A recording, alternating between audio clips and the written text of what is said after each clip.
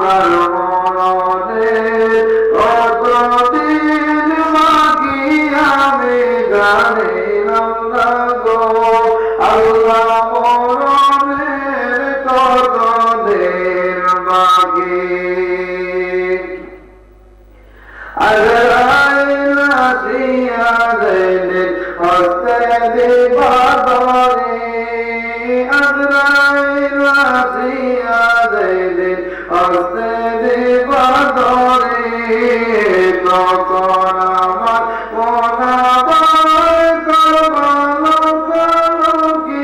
আমি জানিলাম না গো আল্লাহ মরণের কতদিন বাকি